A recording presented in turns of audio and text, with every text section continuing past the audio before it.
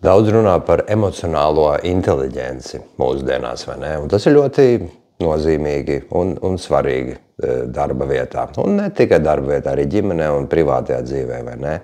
Jo, ja mēs mākam regulēt savas emocijas un būt pietiekami empātiski, lai saprastu citus, tad mēs arī varēsim pateikt pareizo vārdu pareizā situācijā un būsim labi līderi, kolēģi, un tas viss tikai uzlabos to vidi, kuram mēs darbojamies, un viss būs baigi forši, vai ne?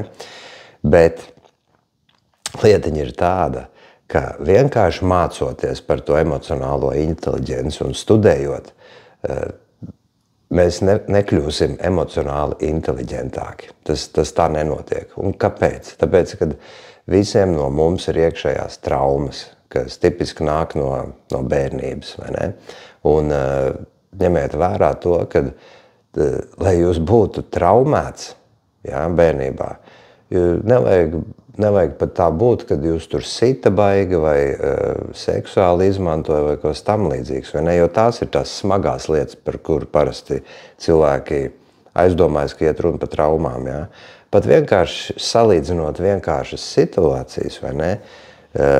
Ja jūs kāds nolamāja, lika justies nevērtīgam, jā, tur pat nevajag sist.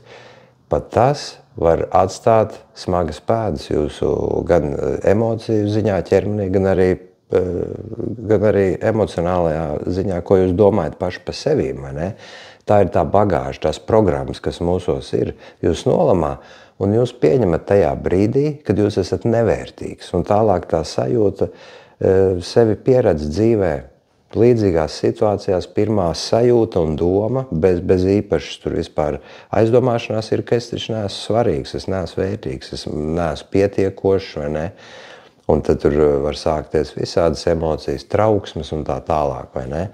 Tā kā mums tā visa bagāža tur iekšā ir, un tad kā mēs varam regulēt savas emocijas un būt emocionāli inteliģenti, ja mums tur iekšā ir pilns ar šitiem blokiem, kas to visu traucē, vai ne? Un arī, piemēram, situācija, kā jums tur darbā kaut ko sāk sūdzēties, vai ne?